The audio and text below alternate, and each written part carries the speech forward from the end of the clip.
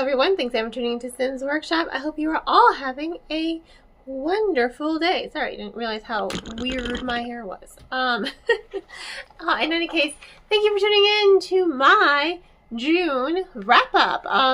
Guess what? I read 15 books this month, so really happy about that. I will try to stay on point this video and not ramble like I am known to do. I'm sorry, I'm Mexican. So kind of comes with the territory.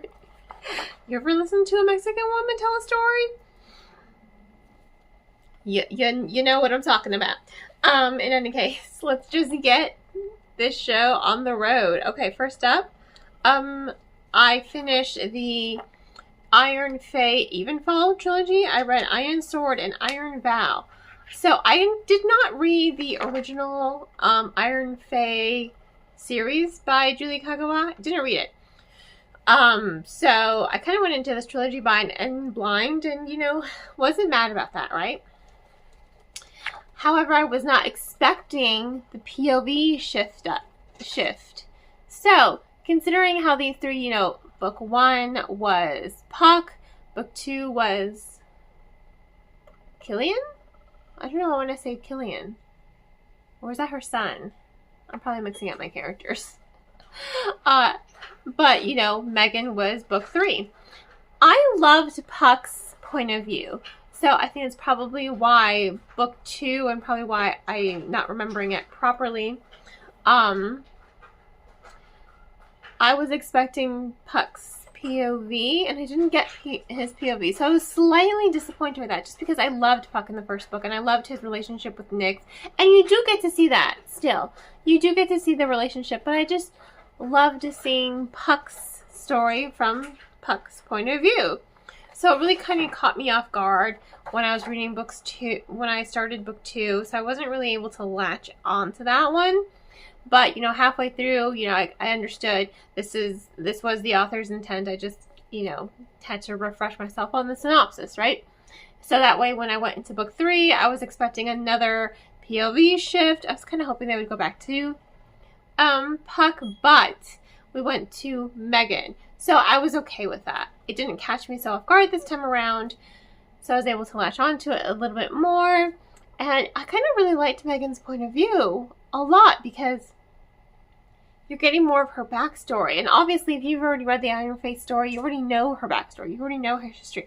I didn't. So she's telling it like she would a fairy tale to break up the story. You know, once upon a time there was a girl who was the daughter of a fairy. You know, it was great. I loved how the author decided to use her own personal, like Megan's personal experiences and history to break up the pacing of the story, because then it led to creating tension and a little bit more depth to what was going to happen. So it was a little bit like emotional foreshadowing, and I enjoyed that a lot. So it was really, really cool. I'm just glad Puck got his happy ever after with Nyx. I'm glad Nyx did not disappear into the ether. Lots of plot twists I didn't see coming. It definitely kept me on my toes. I wish I had just refreshed myself on... I knew what it was going to follow. I just didn't think it was going to completely shift characters and now we were going to follow someone else instead of just Puck. And I was going into it thinking, oh yeah, more of Puck. And that's not what I got. So I was slightly disappointed with book 2 only because I went into it expecting something else and that something else just wasn't delivered. Puck is still there. He's still a side character. He's still funny. He's still quirky. But I liked his internal turmoil. You know, I liked that internal tension that he brought to the story. After that, I read Deadstream. I always want to say Dead Scream, but it's Deadstream because it's about streaming and online social media. This was a gift from the publisher, so thank you once again to the publisher for sending this book to me. This one's a little bit of a mixed bag. You've probably already seen my review on it. If you haven't, I'll, you know, put the link up for you guys. But it was a little bit of a mixed bag because I couldn't emotionally attach myself to the main character, who was Teresa, also known as Replay, right? couldn't emotionally attach myself to her because I feel like there could have been more done with her backstory to explain why she is agoraphobic. I do appreciate the authors talking about mental illness and how addictive social media can be, not only just for people who scroll mindlessly through it, guilty as charged sometimes, but for content creators as well. I mean, it's euphoric when we get that new subscriber and that new like and all the comments, and they're like, ooh, we're gonna hit our goal, you know? Totally guilty of feeling a sense of euphoria when I got really excited the other day. I finally got over 4K followers on Instagram. I'm like, oh yay, you know? It's the euphoria of it. And it can become quite addicting, right? And so I understand and I appreciate the author's commentary when it comes to all of that, right? But it was hard to attach myself emotionally to the story because I didn't quite understand how she went from this girl who used to go out, and then suddenly the car accident that cost her friend's life is what made her agoraphobic, you know? I really wish there had been a little bit more explanation early on, so that way I could have understood where Teresa was coming from, because as you're reading the book, her fear is just becoming worse and worse and worse in those first couple chapters, as she sees one of her, streamers, one of her favorite streamers, kind of just like die almost, and then she watches someone else die because they were just kind of like glued to the screen.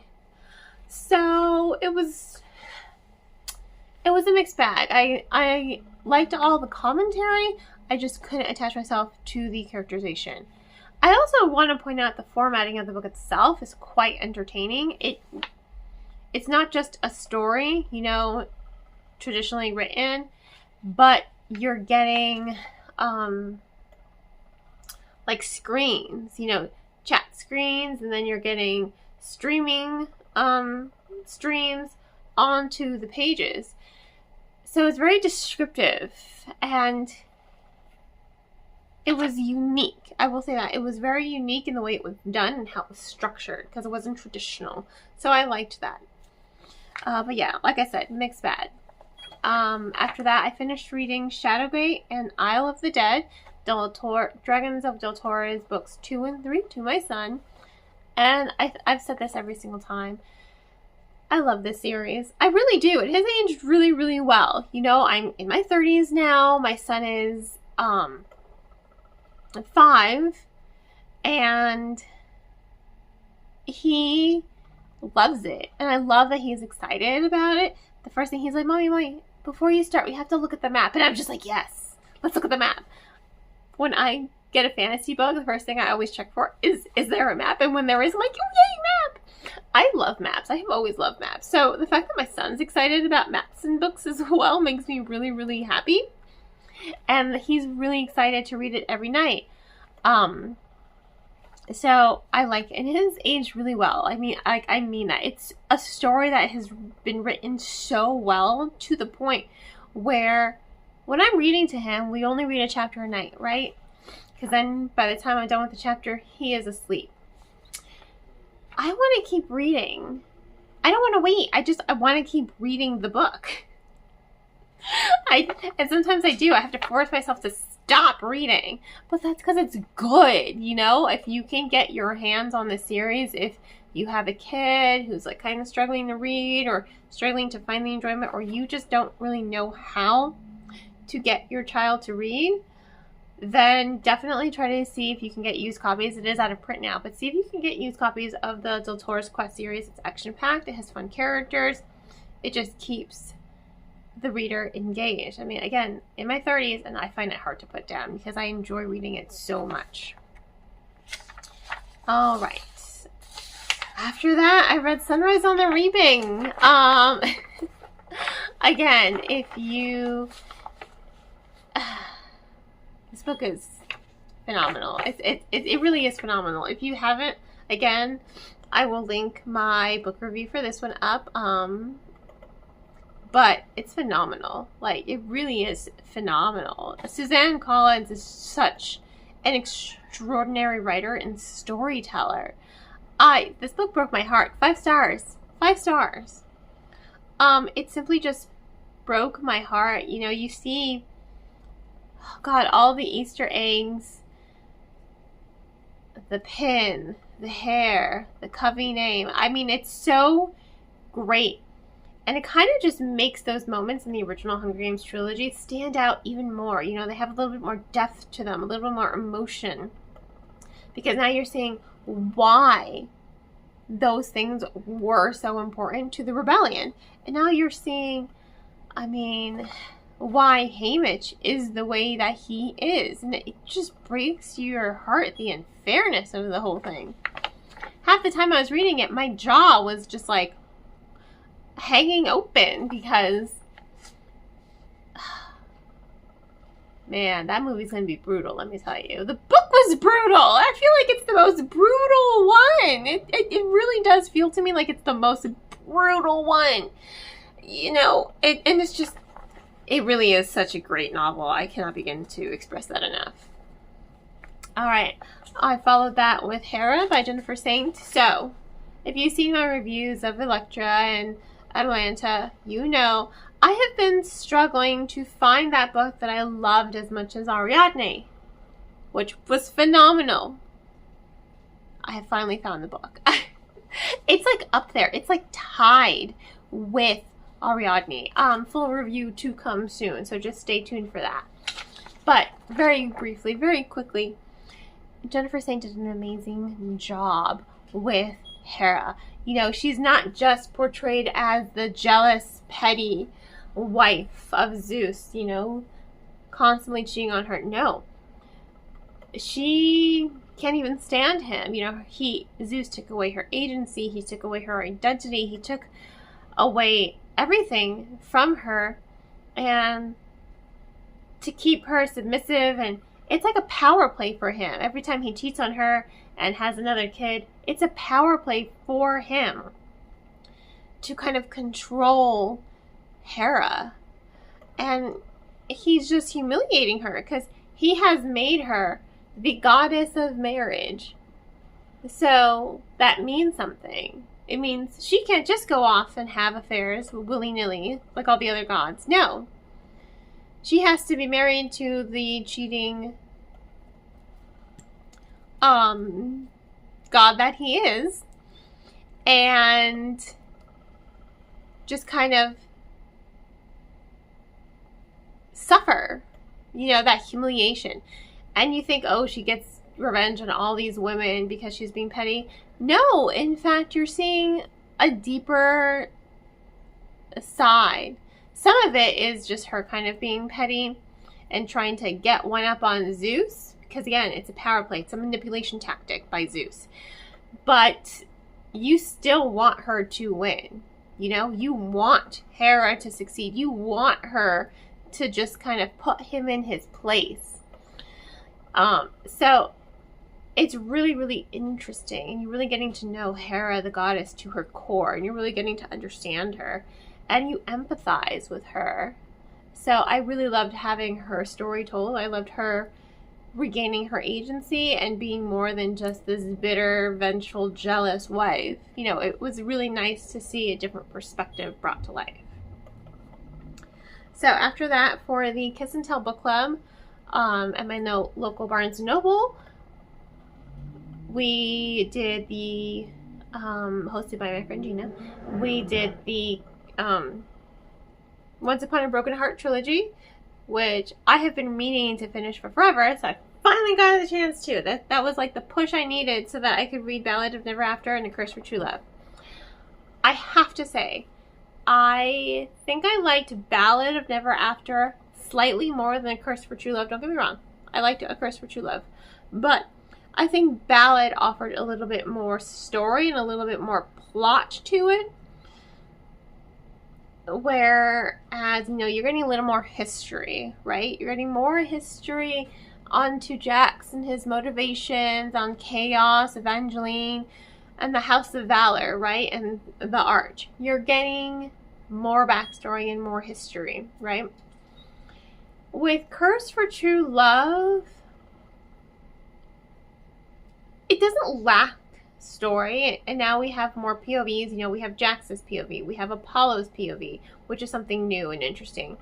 But, and you also get Evangeline's, you know, perspective as well.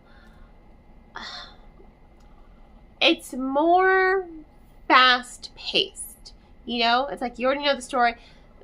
The goal from book 1 has already been met, but now we have to save Evangeline from, you know, herself, kind of, sort of. I don't want to spoil it, really. But now we have to save her, and she doesn't have her memory, you know? So she's in trouble. I liked watching her fall in love with Jax again. I did like that. So when she does get her memory back, and she's just like, oh my god, I need to save him from himself, it's really great, and it's a really heartwarming moment.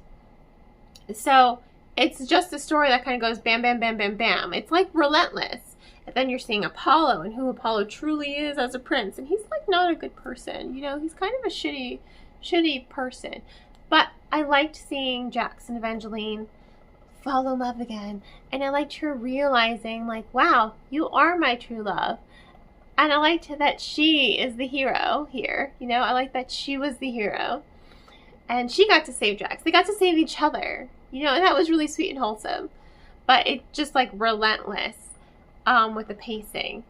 It didn't lack for story. I just feel like with book 2, Ballad, there was more story because there's more history. There's more that's going on.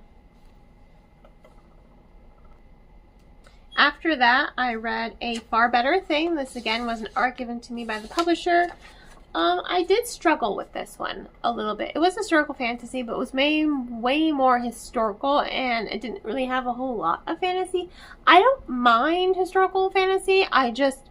It's one of those where I'm not really a mood reader, but I do have to be in the mood for historical fantasy, and for me, I really like reading 1 book a week, you know? 2 would be great, but that doesn't always happen. You know, work, life, real world gets in the way. So, a book a week, right? If it can hold my attention. It was a very slow-paced story, and I'm not really in the mood for reading slow-paced stories right now. I don't mind if a story has a slow pace. I've read plenty of slow-paced stories. I mean, Hera wasn't the fastest-paced story in the world, but that story, that tension, you know, the energy was still there.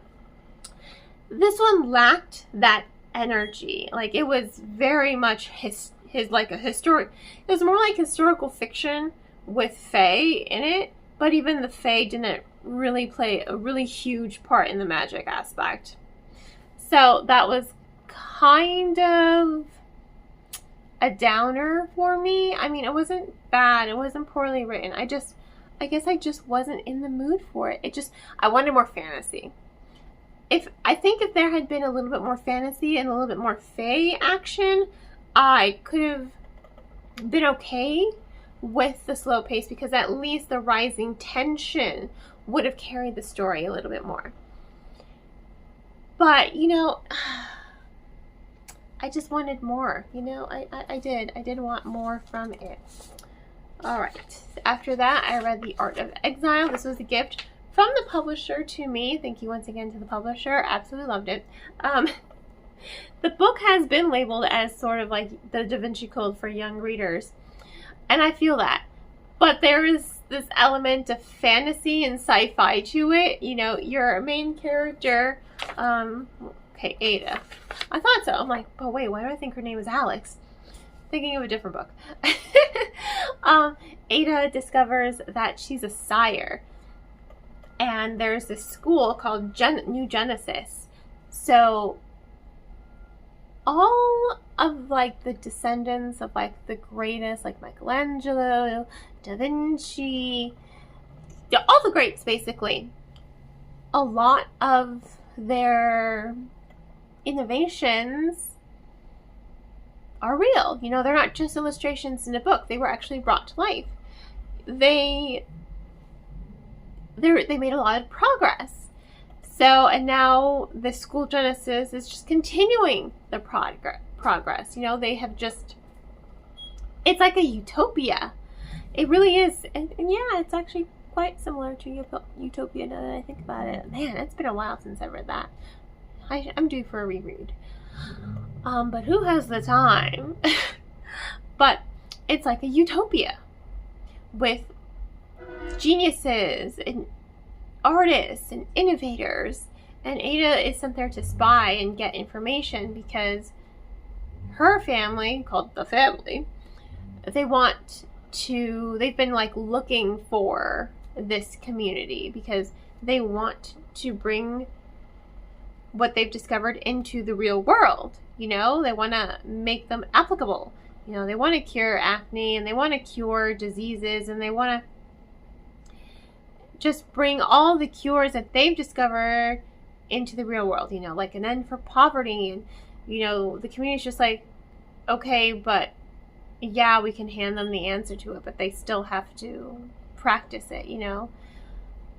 You can give a man a fish and he'll, you know, eat for a day. If you teach a man to fish, he'll fish for the rest of his life, you know, that saying. So they don't really want to do it. Like, they do, but they don't. It's kind of hard for me to explain. I'm not really explaining it right. I'm sorry. Just read the book. That's what I have to say. Read the book. It's really engaging. There is a love triangle if you love art history as well. I love the art history feel. Sometimes I really do want to study art history, but that's not really me. I love art and I love learning about the greats and little bits and pieces.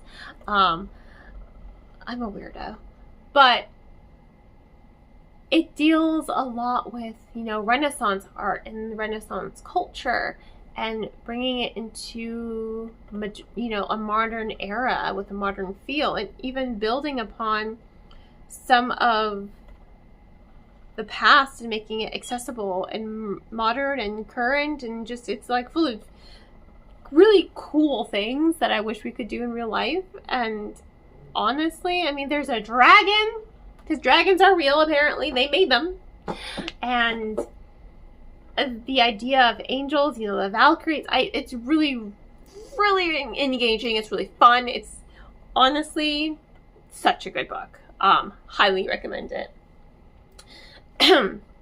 After that, I read Lady or the Tiger. Again, another gift from the publisher. And this one takes place in the Wild West. Follows Belle King, also known as the seamstress, a serial killer who takes men's hearts and puts diamonds in its place. First of all, that was really cool. And let's be real, the men that she was luring to their deaths, they were not good men, so it's okay. There are a lot of morally great characters in this book, but I loved every single moment of it. It's a non-linear story. You're learning about Belle King. She turns herself in. There's a whole lot of machinations and plot twists throughout the entire story, and I'm 100% engaged from beginning to end. I was so hard to put that book down. I was like, oh my god, this book is so good. She reminded me of like a female Dexter in the Old West. That was really cool. And then she traveled with kind of like a circus troupe. And they called themselves the Damned because they would perform at hangings. Not so much for the people, but for the people getting hanged, giving them at least one last show. She was in an asylum. There's a lot of backstory. Institutionalized as a child. Taken in by an abusive older man, and I mean like abusive. Just the fact that she's like, I'll let you use the candle on me. I'm just like, oh my god, you poor girl. But then she gets, you know, local ranch boy saves her, they run off together, and she kills him. And yet, when she turns herself in, there he is, as a marshal, trying to get her out of prison and take her back home and back in the asylum. Lots of backstory, lots of tension. It's such a good book, honestly. Highly recommend. Alright. After that, I read Sleep Like Death by Killian Bayron. I love this book. It was so good. I read this for my book club pick, Read with Sims Workshop. It was so good, honestly. So good. I think my favorite part was how It followed the fairy tale structure, but it didn't. And it is a retelling of Snow White and the Evil Queen, but there's so much more to it than that, and it's great. Eve goes through such an incredible character journey throughout this book, and she is very much, I mean, she's a character, that's for sure. She's powerful, and her mom is the queen, but her mom loves her. But then you have the Black Knight, just known as the Knight. But he has, like, scary black armor, so I'm like, oh, we got an Arthurian villain here. You see what I mean? Like, it follows the fairy tale structure, but it's not just about Snow White. There's a lot of allusions to other fairy tales in this book that really make for such an engaging novel. I mean, I couldn't put it down. I love the plot twist. I saw one of them coming, though. I was just like, I knew it. I was like, I knew it. But overall, I mean, it really was such a good book. Absolutely loved it. Absolutely loved every single moment of it. I thought it was great. Highly recommend. For the Fantasy Fanatics Book Club at Fort Lauderdale, which I'm the host of, we read Mistborn, which was finally the push for me to read Mistborn, so I'm glad everyone voted for it. That ending kind of caught me by surprise. First of all, I love Vin. I think Vin's great. I will say, for me, those first 2 chapters were a little rough. It was a little hard for me to get into the story, but once, you know, I think around chapter 4, chapter 5, I was like invested at that point. And I just kept on reading and I kept on going. It was quite engaging. I do get why my coworker / friend Lauren is always saying, oh, The Mist. I got so tired of hearing about The Mist. Yeah. I can, because it's like there a lot. So maybe I just had that in the back of my mind when I was reading this. I'm like, oh my god, are we talking about The Mist again? Can we just move on? Don't get me wrong. I still loved it. Solid 4.5 stars. But, yeah, I understand why she says that a lot.